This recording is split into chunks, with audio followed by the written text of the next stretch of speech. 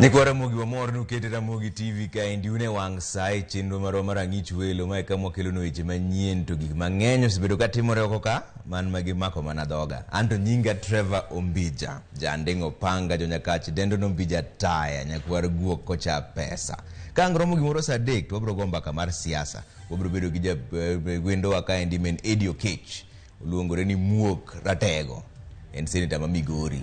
Tiri lokruok ma komano timore Senate kanyo obro penye ni tang'o madhi mbele mutni mar ODM gi Azimio bende ni iye kanyo mane mbaka mobro go gi Edio Kech, lakini mano to saa adek sani to weche manyien gin magi. Obila otimo pedha e dala mane en jatend migawo mar arita Fred Matiang'i mani Karen e buore Nairobi ka. The minority leader is Honorable Stuart Mazayo, deputed by Honorable Senator Enoch Wambua from Kitui, and the whip is Honorable Ledama Olekina. Riroga Azimio la umoja loko telo mage Senate kai Jubilee bende lokruok mar telo medo kelo liet. There are 201,000 students who have not been able to register in any of the junior secondary schools, and that's why we are now applying a multi-agency approach. Kwan jopuonjre mohe 200,000 pok odonje junior secondary nyaka sani, ka klas 9 bende pok jopuonjre moko donje kata bang' somo chakore.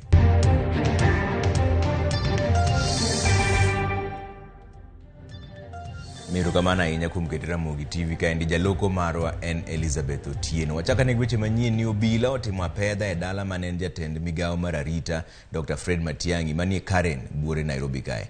Ripot yango ni obila go ne oturo rangach mar dala Matiang'i kendo mako chuk dar ma kaesto giwuodho magidhi kod masinde mag tipo mar wang' dede kata CCTV.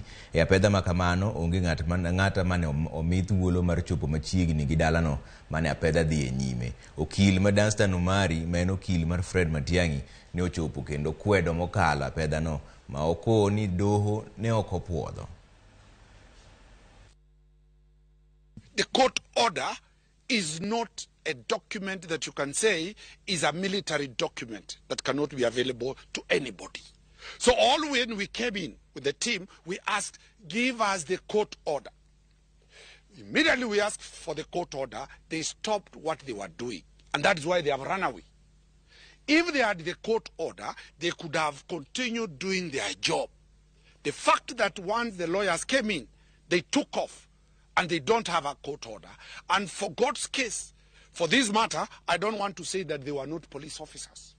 I know quite a number by name. Let them say they were not police officers. Citizen and all the other TV stations have captured them here. So the question we are asking, if there is indeed a court order, court orders are two. Access the CCTV, we don't have it.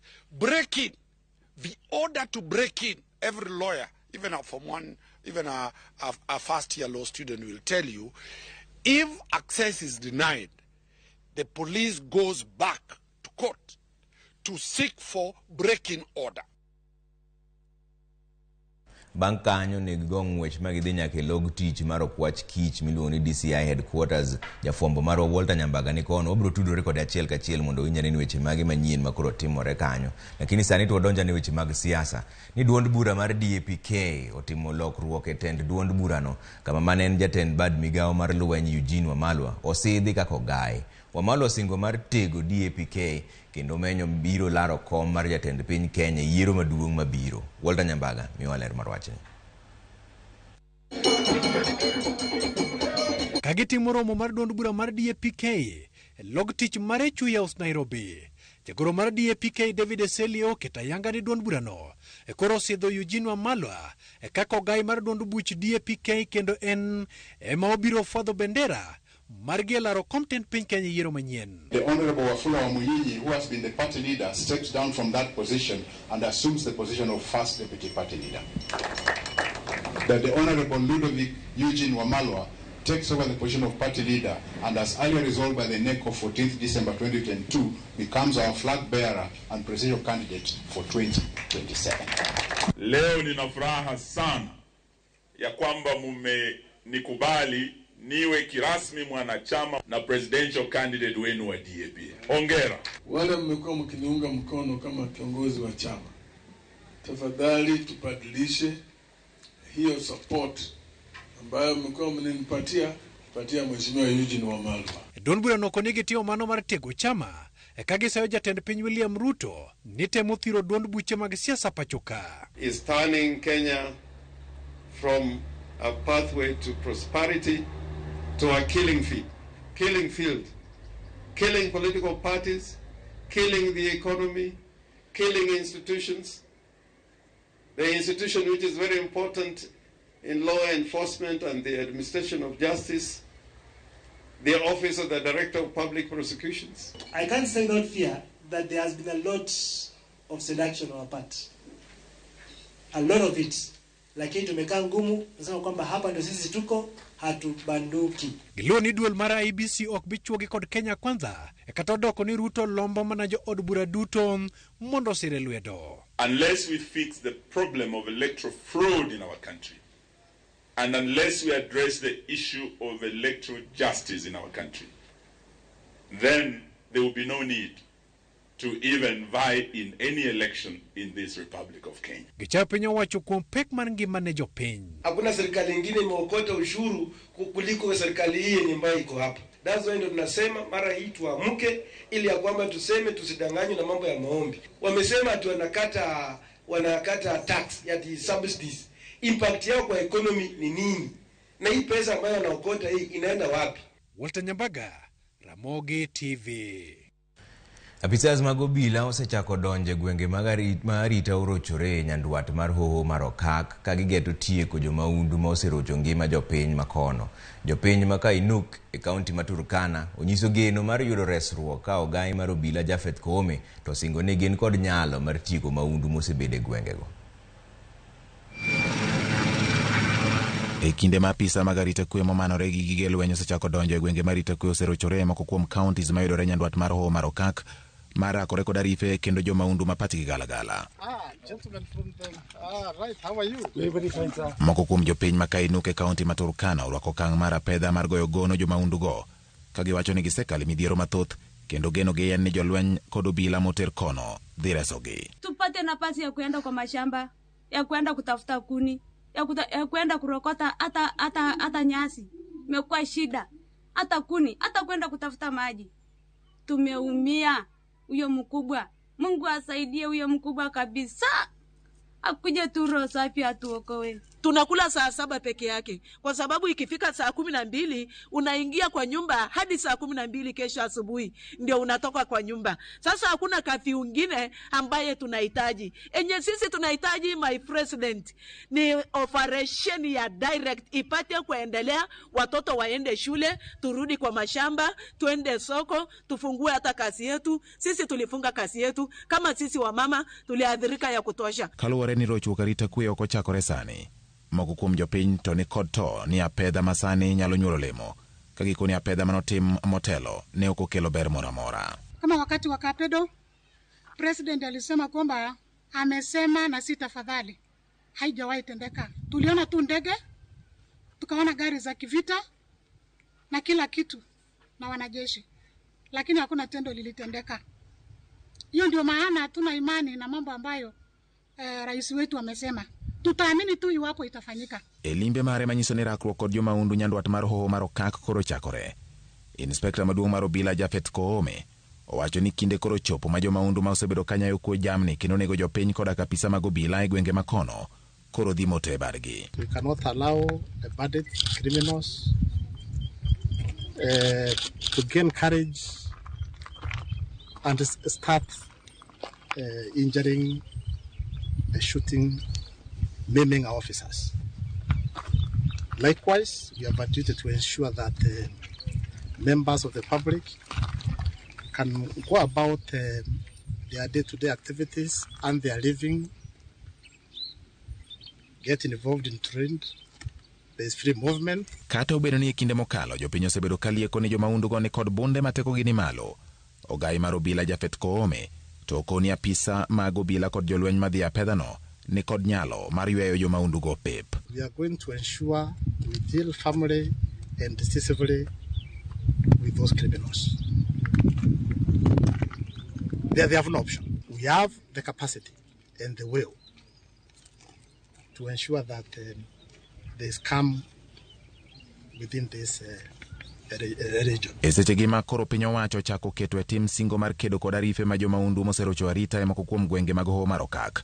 Geno mar jopiny en ni apedhano dhi tieko timbe mag maundu mondo gin bende gine kwe kaka gwenge mamoko ma pacho ka. George Bati, Ramogi TV. Wadhiane achiel kachiel nyaka dala mane jatend arita kwe Dr. Fred Matiang'i kama ne polis otime apedha kanye endo mondo tudre gi jafwambo marwa Chris Oweno kowuok kod achiel kachiel koa kono. Chris, oimore ang'o manyien makoro wang'eyo sani mopogore gi gima wasewinjo ni apisas no biro dala mar Matiang'i kanyo? Erokamano Trevor, mana kaka isewacho pod wagoyo tach dala jatend migawo machon mar arita kwe Dr. Fred Matiang'i kalure kod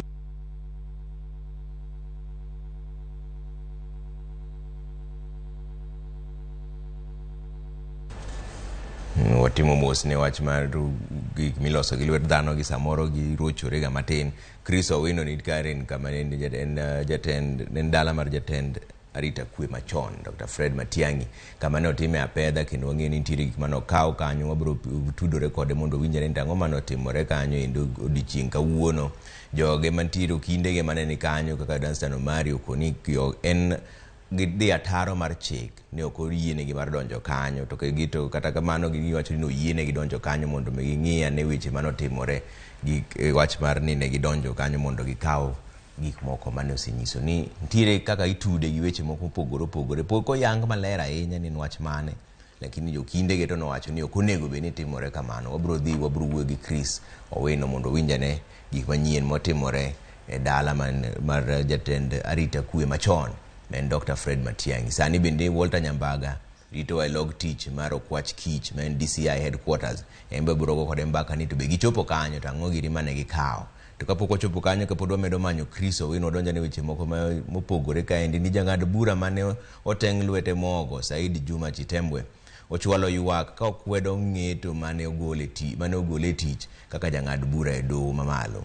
Jokanya 12 mag aput mane nono Chitembwe e wi tiyo marach kod apisi nyocho chwalo ripot margi ne jatend piny Kenya William Ruto juma chiel mokalo. To kata kamano Chitembwe olero ni ok oyie kod ng'eto mar apudno kendo chwalo apil mare e doho mamalo mogik. Chitembwe yande oyudore kamarach kane duol matayo tije mag bad migawo mar doho JSC nokwayo jatend piny machon Uhuru Kenyatta mondo ochug aput mar nono ne weche mag mibadhi.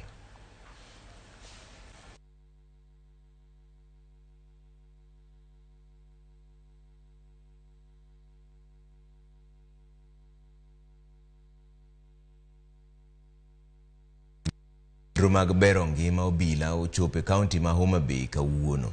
Romo ma kawuono notimore Kabunde kama jopiny ne otwak kod obila e wi kit lokruok ma onego kete time ka bad migawo mar obila mondo obed maber. Jokanyo mag aput kaachiel kod apisas mag arita kwe e alwora ma Homa Bay ne otayo romono. E romono obila noyudo thuolo mar keto e nyim aput gigo made giher mondo keti e tim mondo mi gitie e yo makare.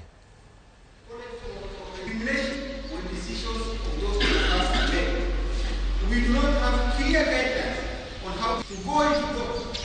Kwa kanyo ni manen jatend piny Kenya Uhuru Kenyatta dhi telo ne jonon yiero ma Nigeria e bwo riwruok mar pinje Afrika miluongo ni AU.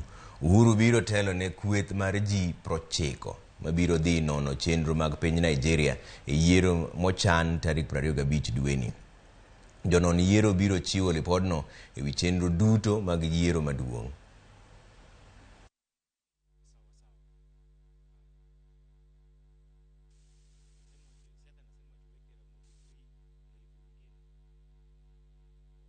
Kwa kanyo ni nok mar pi okwako gwenge mag Nyatike kendo koro chuno oganda mondo wuothi ondama mar rabora kagimanyo pi e aoche mayudore gwenge mag Dhiwa. Jafombo marwa George Juma nigi ler mar wachni. Pi en ngima ne dhano kaachiel kod le ma opidhi kod mago mag bungu. E seche ma bende koro oro koro kwako gwenge mopogore opogore e kaunti ma Migori to ahinya gwego mag Nyatike, oganda kaachiel kod jamni koro wuotho ndao mabor kamanyo pi. Ngania na ng'ombe, wanafunzi wanaamka saa 10 usiku, wanatembea kwa miguu, wanakuja hapa kuchota maji. Thoth kisimbni kaachiel kod yepe e gwego mag Nyatike osetuo nikech oro, kendo sani oganda kaachiel kod jamni oketo mana geno margi kuom aoche kaachiel kod pi mag achia mawuok e bwo lowo. Mano dwaro mbulu no singo no biro konyo jo Nyatike. Achiel kuom kony mondo konyo Nyatike en pi. It is a permanent spring. Made bed kaber to no bed ni okonyo ji mang'eny e Nyatike ka. Jodagwego mag Ndiwa e sub-county ma Nyatike kaachiel kod alwora margi e wardno ma North Kadem e sub-county ma Nyatike sani koro keto mana geno margi e pi achiani mawuok e bwo lowo. Sani oro okonyo nyaka kamoro nodiyo nyaka yo gogo kocha joma koro opogore ma koro ok nyal dhi gogo. Nyaka jo chien koni jangoye ko ok oduon. Ene kama koro ritowa. Oganda mawuok e gwego mag Ndiwa kaachiel kod alwora mare chako molo e kar pini kar sa achiel mar okinyi. Oganda mobiro omo pi koro laro pigni kod jamgi ma bende koro biro ka mar tieko riyo. Watiyo dhok bende samoro negono nyaka ndope nikech samoro gigore iye ka to watuomo nikech onge kama onyalo tuomo machielo mopogore kod. Kata nonyuola yudo mana kuchwer kama to nolos gik moko tangi moko nitiere kanyo to sani gidinore. Kama pini koro gudore ema oganda tuome pi kabende kata jamni ma bende nitie kod riyo donjo kae mar modho kendo gilosore pigni. Pigni ji tuome to dhok modhe, dhok belaye to watuome ka kendo watere dala kucho mondo modhe. Koro jams ma aoko nikech gima dhiang' onyono oko kucho ikia gima mobiro ga ipika. Gombo mar ogandagi en ni piny owacho koro keti yawo moro ma pini koro inyalo chokie ma jamni nyalo modho kabende komachielo bende koro ket kama oganda nyalo tuomo e pi maler mondo kok gig tuochego ma ikelo kod lil. Dwaro mondo losnwa yawo moro kata gi oko kucho cho. Koselose gi oko to dhok yudo kama modhe, jotuombo yudo kama tuombe. Oyo ng'adnwa rieko ma dhok nyalo modho yore. To piwani nyalo beda maber nyaka nikech okonyo nyaka ji mang'eny ok karwa ka kende. Nchokete ridoche matin mokalo chien kae. Koro miyo nwatemo mondo watim repairs moko but noyudo ka tijno ng'eny. Koro chuno mondo obed contracted.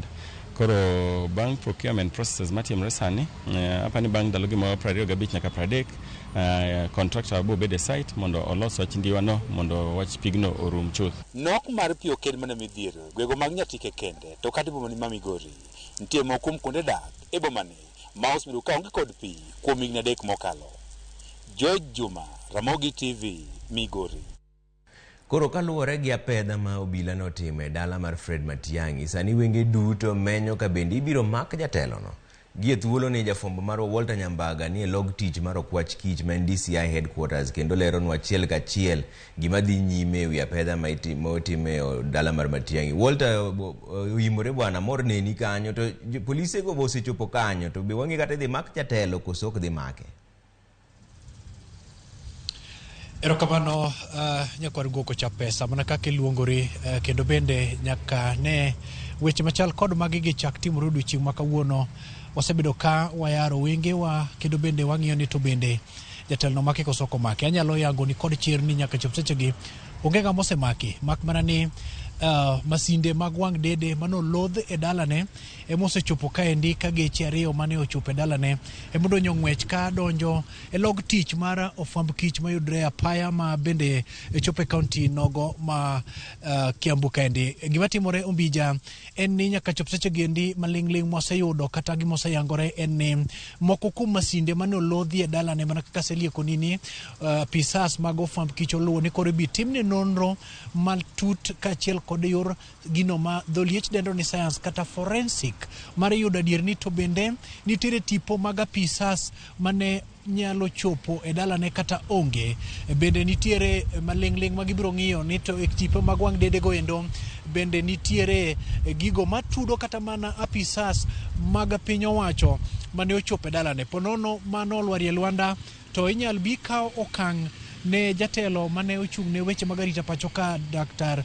Fred Matiang'i kuom golo weche moko maketo apisas mag arita kwe kama ok ni kare. Ponono oyudo ka nitiere apisas moko manochopo e dalane kanyo endo kendo adieri tipo gi nyalo yudre kit wang' dede mago ma oselodhi mondo mi chak timnegi rang makende to ibiro kawnegi okang' ponono negi onge kod gimiluongo ni amuri kata chik kachiel kod barua mano miyo gi thuolo mar timo monj kata seto dala mane en jatend migawo mar arita kwe Dr. Fred Matiang'i. To kopogore kod mano en ni geche ariyo mane owuok e dalane ochopo ka gin kod ang'we airititi mar neno ni gichopo e log tich mar DCI ka mondo mi masinde maket kod mago bi koro timne gi nonro matut kachiel kod yudo maling'ling motenore kod weche maket kod mago noendo. Mak mana gi seche gi endi to en mani tok donjo iye kanyo tok donjo e log tich mar DCI ka endi to koro chenro makende mar ng'iyo ni to bende adiri motenore kod weche gi endi dhi chalo nade to kendo dhi bedo maket nade. Mak mana ni pok wayudo ler makende ni to koro giko mar chenro ni endi mar goyo ikogno moko kuom gimiluongo ni tipo mag yudo e masinde gi ibiro chwal ne doho kata ibiro chwal kopogore gi kit dwaro makende. Mano mar okil mar Dr. Fred Matiang'i Danson Omari wacho ni ne ok giyudo barua mora mora. Apisas ma wase loso godo mo omiyo wa maling' maket kod magi oluwo ni kalure kod barua magintiere godo oketo mana ni onge mako dhano mayueyo man kod muya ma ochung' tir mane Nyasaye chweyo. Mak mana ni kalure kit barua mane gintiere godo man omiyo gi thuolo mana mar mulo mwandu mamoko machalo kaka masinde manyiso ni kit barua no ne ok ogeng'o gi golo masinde kata yudo masinde kowuok e par mane en jatend arita kwe Dr. Fred Matiang'i. Kachiel nyaka studio Trevor mak mana ni mago ema waseyudo gi ka gi seche gendi. Erokamano Nyambaga, mano Walter Nyambaga kamiyo ler mar wache log tich mar okwach kiche mar DCI headquarters mani Kiambu Road. Wacho ni ng'ama osemaki nyaka sani to pod onge, lakini nitiere gik moko mosekaw achiel ariyo adek moko manogol kama Matiang'i mani Karen buore Nairobi ka. Mano be kuma wadhiye sani. Wachako dogo ng'iane kwa nyalo tudore gi Chris Owino.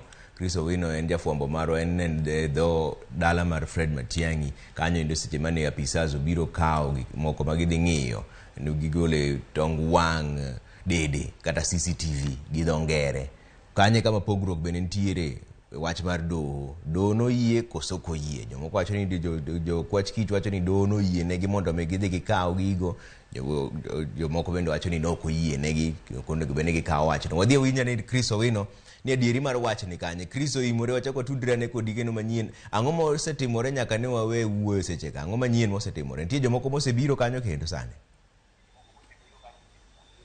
Erokamano Trevor, atimo mos kuom ng'ikruok e weche mag tudruok ma otimore seche mane waloso mokwongo.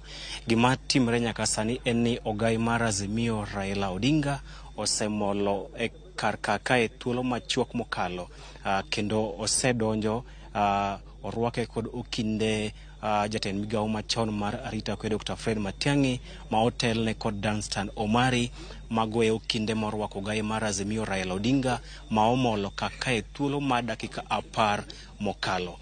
Trevor kanyalo na nyiso nyikwara mogigi ma otimore en ni kar sa 12 ma midhiambo obila mane oting'ore kod geche mokalo 8 ne omolo kakae.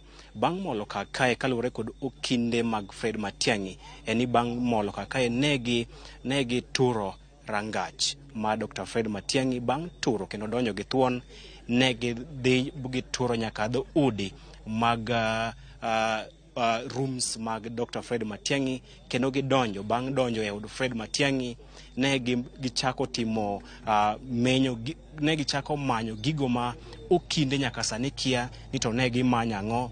Gima ng'eyo en ni ne gidonjo ot bang' menyo nitiere gik moko mag okinde bende wacho ni ne obilago oketho mwandu mag Dr. Fred Matiang'i. Kata kamano gima Dunstan Umari wacho ni kane ipenjo gini to bende gin kod saman kata gin kod order mar doho mamiyo gi thuolo mar donjo e dala Fred Matiang'i kendo timo apedha makamano.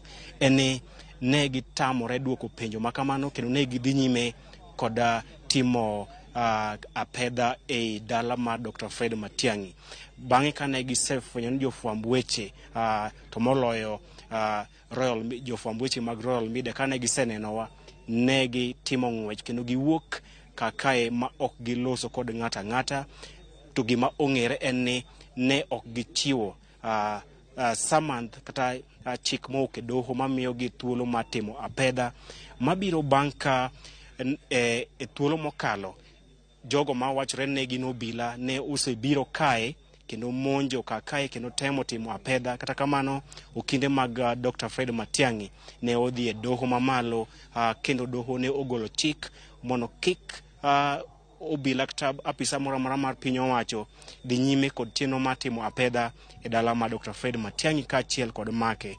Ma emomiyo okinde mag Dr. Fred Matiang'i owacho ni ma en ataro kod chik kendo marocho ratiro mage nikech doho ne osechungo chenro makamae. Kata kane penjogi ni to bende un kod barua kata oboke mowuok e doho mamiyo thuolo mar biro timo apedha kae, Dunstan Umari wacho ni obila ne otamre loso kodgi, ne gidhi mna nyime kod turo dhoudi mag Dr. Fred Matiang'i kendo ketho gik moko, gigo mabende ne oyienwa ka jofwamb weche mar neno gigo mane oketh e od Dr. Fred Matiang'i. Bang' donjo kendo timo apedha makamano ne giwuok kod wang' dede kata CCTV footage manyiso gigo duto mane otimore odiochieng' ma kawuono e seche mane gi monjo dala Dr. Fred Matiang'i.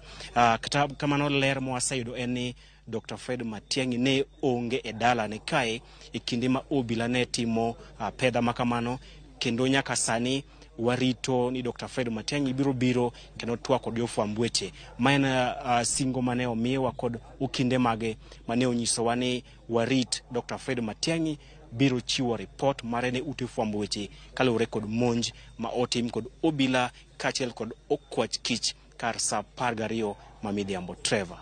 Erokamano Chris, mano Chris Owino kawuok kodwa koa e dala mar Matiang'i mani buore Nairobi kaendi gwenge mag Karen. Gima ng'eyo en ni weche moko adek matimore. Gini nochakore chieng' mane Matiang'i odhi odonjo ne sirikal ni nitiere kaka idwa make. Gima idwa make pok oyango nyaka sani. Sirikal nowacho ni gin ne ok gidhi make. Kaso ne gidhi gidonjo ne koro ni mondo ogol gima nie wang' dede manyiso ni ne gintiere kanyo.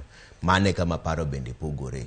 Konchiel wacho ni doho no yienegi, komachielo wacho ni doho no ok oyienegi. To kata kamano apisas mag okwach kich nodhi otimo apedha kawuono mowuok gi gik mag nie wang' dede miluongo ni footage kata mar CCTV. Wabiro medo kelonu manyien, wabiro ng'eyo kaka saa medo dhi. Gima ng'eyo ni sani seche mowuoye ni jatend Azimio la Umoja One Kenya Alliance men Raila Odinga ni boma ma Karen mani Nairobi kaendi. Sani to koro wabiro dhi mane yweyo moro machuok koduogo to pod wan gi weche manyien mobiro kelo iru ka kod nyaka gi weche mag ohala nyaka weche mag tuke bende kik odhi mabor ahinya.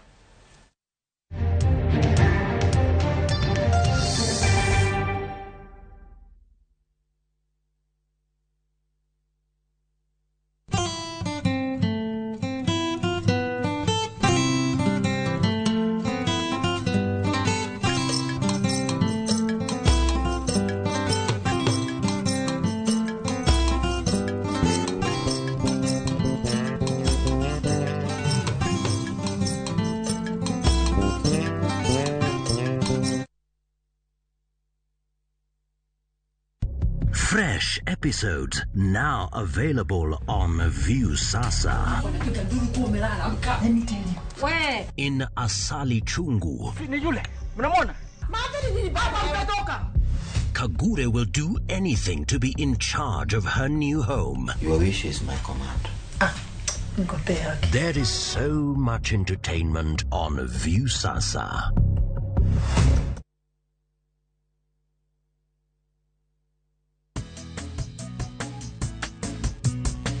Naitwa Mama Harriet. Mimi natumia Bolt, hakuna kingine. Bolt ni chap chap, unapuliza kidogo hivi. Mende wote wameshakufa haraka haraka. Bolt ndio kiboko yao. Bolt kills them fast. The only insecticide made of 100% natural Kenyan pyrethrum grown by local farmers from tropical brands. Shinda mamili na Shabiki Jackpot Mbao. Pata bonuses nzito na Shabiki Jackpot Mbao. Cheza sasa na shilingi 20 tu. BCLB number 416. Shabiki.com.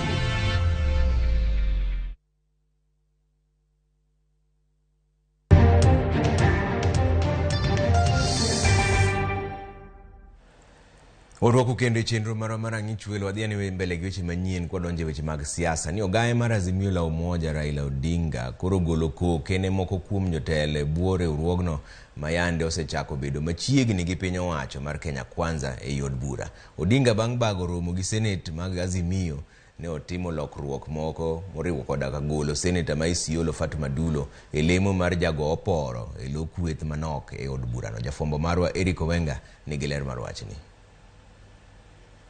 Bang' bedo gi romo gi jotelo mag Azimio e magawa moro Thuruka, Odinga notimo lokruok moko e lemo e od bura mar Senate ka Fatuma Dulo ne ogolo e lemo mare ka lemo mare no nomiyo Senator ma Narok Ledama Olekina. Odinga nolero ni okang' makamano ne Azimio kawo kalore kod dwaro mare mano ni kweth mar Azimio obedo motegno e od bura. Our leadership in the Senate is now the leader. The minority leader is Honorable Stuart Mazayo, deputed by Honorable Senator Enoch Wambua from Kitui, and the whip is Honorable Ledama Olekina, deputized by Honorable Edwin Sifuna. That is our lineup in the Senate. E kinde mokalo kweth mar Azimio osebedo kod mutni moko kuom jotelo mane oyier e bwo Azimio mabende koro sani karore kendo bedo machiegni gi piny owacho mar Kenya Kwanza. This is because some officials who were there before have opted to now work with the majority party in the Senate, and we want to be very focused. So I've asked our team to continue to represent Azimio effectively in the House. Azimio stands for the defense of the people of Kenya, the interests of our people in the House. Sichiko bende Odinga nalando ni juma manyien Azimio biro bago alam mapek e dhood apise mag IBC mar semo negi ler kako nego negi ta yiero e yo makare. We will also be doing a prayer for the IBC, that we have and get an IBC which will defend the right of our people. And that prayer will be done in front of the premises of IBC sometimes next week. Giko jumani kweth mar Azimio chano loso romo Kisii mano tich abich ka ngeso gibiro lwar Kisumu romo mar twak gi jopiny ahinya kalore kod midhiero magikale gi sani ahinya to tok yiero ma giwacho ne okota e yo makare. Somebody got 5.9 million votes. Other person got 8.1 million votes. Those are the facts. Those are the facts which should not be swept under the carpet. We must defend electoral justice in our country. This week, you're going to be in Kisii on Friday.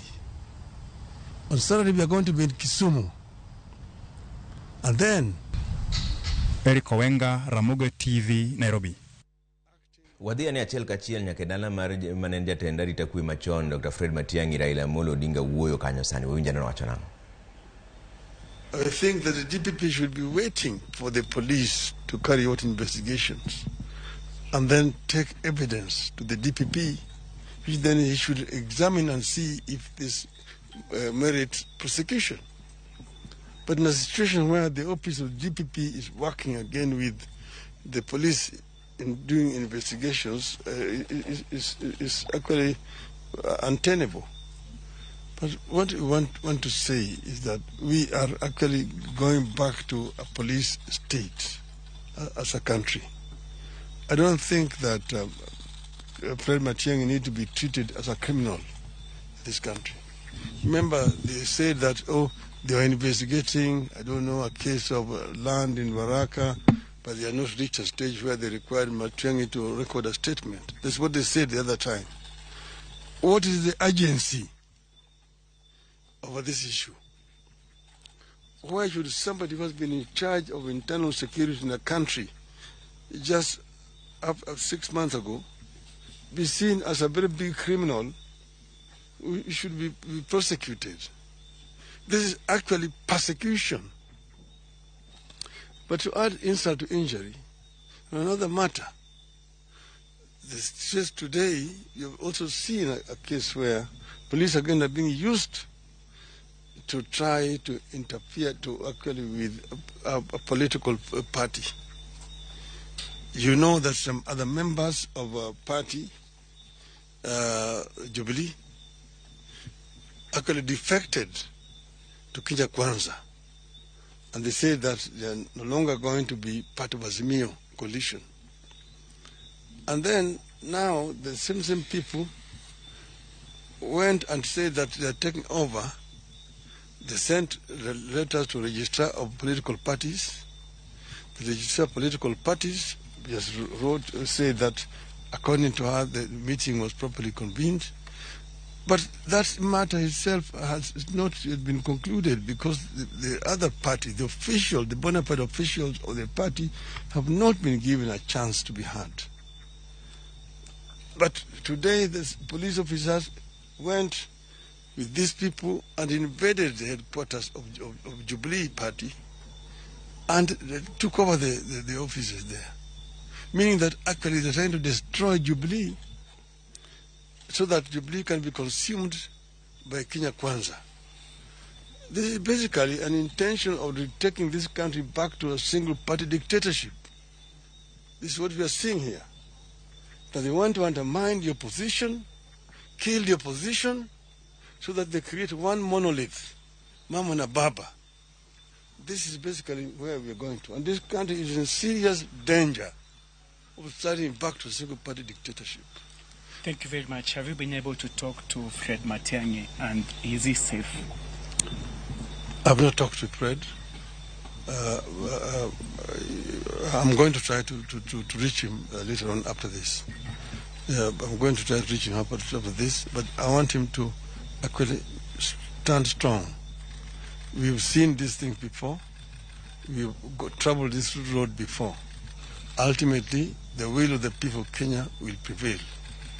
Where we are going through some very uncharted waters, very dangerous situation in this country. But I'm saying that Kenyans must stand firm against intimidation and blackmail by those who are in office, in power. The people's power must prevail at this moment in time. But this country also needs a prayer.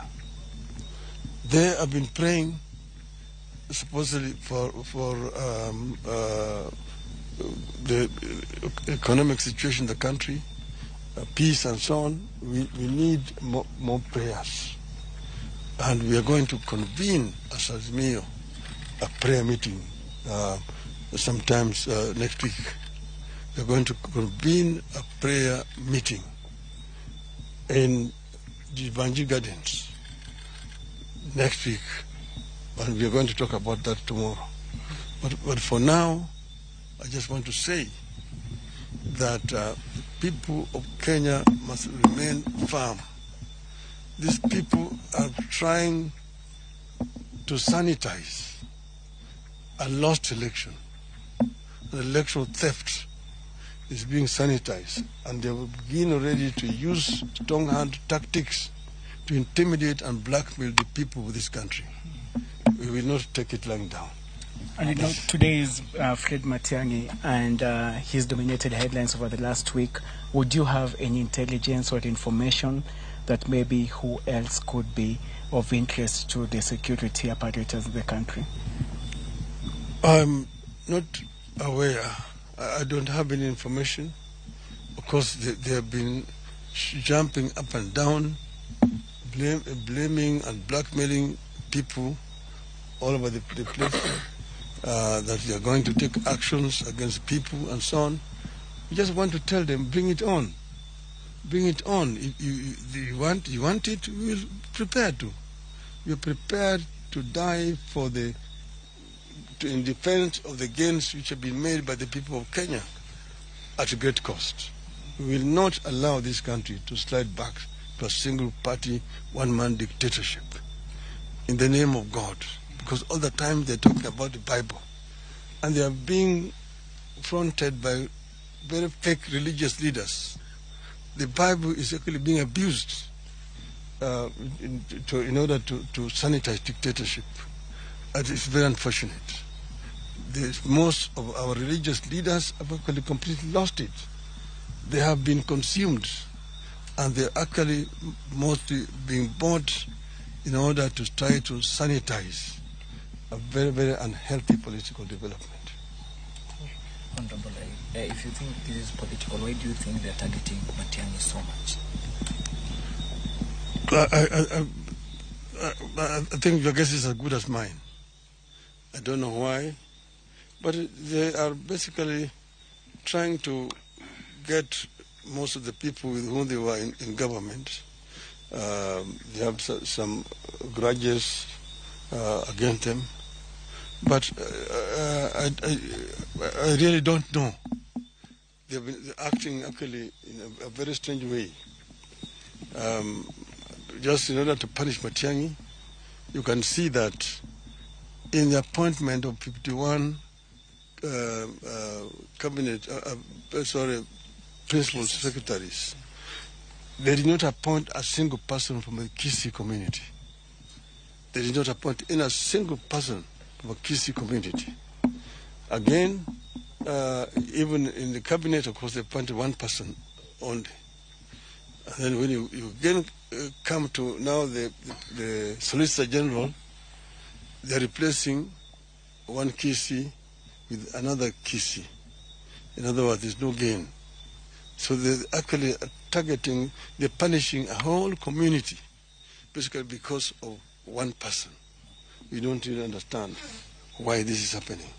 If as a leader of Azimio, maybe the actions that you're going to take to end this? Of course, we as Azimio, we must defend the rights of every Kenyan and the right of every Kenyan community. We want an equal society. We don't want a society where some people are more equal than others. We have seen that this regime is discriminating against other communities in the country. If you have, you're appointing principal secretaries and 50% are just from a community against the others, of course you're discriminating. But these other communities also pay taxes. Taxes are paid by all communities in this country equally. But when you're now doing appointments, you look at appointment in parastatals since they started, do that analysis. Go and look at procurement officers. Out of 32 procurement officers, 18 are from one community. The other 4 communities share the remaining 14. The rest of the country do not have a single one. So 32 procurement officers are shared by 5 communities, but one community alone has got 18 officers. This is what we're being told. Kenya Kwanza is looking at everybody equally. We want to ensure that the country is united and so on. There's a big disconnect between rhetorics and the reality of from this government. You have accessed Dr. Fred Matiang'i's home. What have you assessed in your access to his home? It is a very unfortunate situation, a very sorry state of affairs here. People here are traumatized and terrorized as if a big crime has been committed here. So Matiang'i is now being treated as a criminal, a wanted criminal, but without any reason being given for doing this. When we came here last time, they denied that even they intended to come here. Now they even now threatened, they said they want footage and so on. But now again they're coming back to harass. Just a few days later, what is it that Matiang'i has done? If you have evidence, you want to prosecute Matiang'i, go to court. Come up with your evidence. But you're trying to manufacture evidence so that you can find somebody guilty. This is something that is really unacceptable.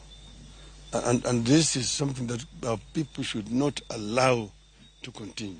It's harassment of an individual who has given service to this country. I don't understand why this is happening. We want as Azimio to be allowed to operate as a political outfit without interference. But there's a lot of interference of Azimio. Members of parliament are being looked for the left, right, and center, taken to State House, given bribes so that they can defect to the other side. Each one who goes to State House is given 5 million shillings, supposedly for development. All the times, we are going to State House so that we can get development for our people. There is no development in State House. Budget is prepared by Parliament. Right now, Parliament is in the process of preparing supplementary budget remaining for this financial year. But yet, but these people are so hell-bent in trying to destroy any opposition in the country so that they can be able to rule without any check. But the rhetoric is completely the opposite. We want to be oversighted. We want a strong opposition. We want to create an office for official leader of the opposition, and so on. It's all hogwash. Mano jatenda Azimio la Umoja Raila Odinga kanu achiel kachiel kene dala mar manen jatenda rita kwe machon Dr. Fred Matiang'i ndire weche majal chila ria dek moko mowacho ni sirikal tiyo marach gi polis mar rocho chenro mag duond buche mopogore kaka Jubilee beno wacho ni negidhi kanyo endo gi joma koro oyier manyien gi mondo bed jotelo kanyo. Wacho ni nitiere dwaro mar duoko teku mar jood bura makwedo sirikal bende chien. Koni koro nitiere kaka sirikal temo timo mano gimuluongo ni dictatorship, mano sirikal ma ok tal. Wacho ni mane gima chenro mantiere mar kelo sirikal ma ok tal kamoro amora. Jopiny bende wacho ni koro nyaka chung' motegno. Olieko ni nitiere chenro moro mar chapo jotelo machon bende wacho ni gin kaka Azimio gibi yie gi wachno. Kendo wacho ni jodolo bende nitiere moko mobayo nikech koro gidhi lemo to jopiny to be pod medo mana hinyore. Obro kelo nu chenro no malere sa dek kendo gima nowacho sani to nen mana kuro pok twa ng'eyo kuma Matiang'i nitiere pok beno make. Lakini okinde ge to ne wacho ni odhi maber, entiere kama ber. Jo pok wang'eyo kata omake kata pok omake kamano. Koro wadhi yweyo moro matin sani. Koduogo to Jaka Black nitiere ka ndi gi weche mag tuke kidhi mabor ahinya.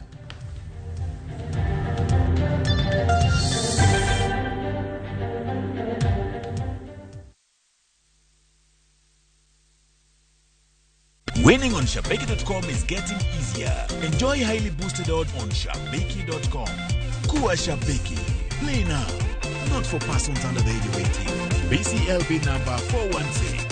Shabiki.com.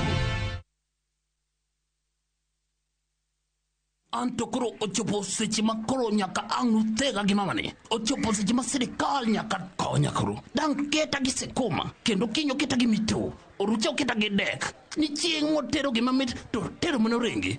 An mbura. Uketa ni an mbura. Dial *811 446# to get mbura.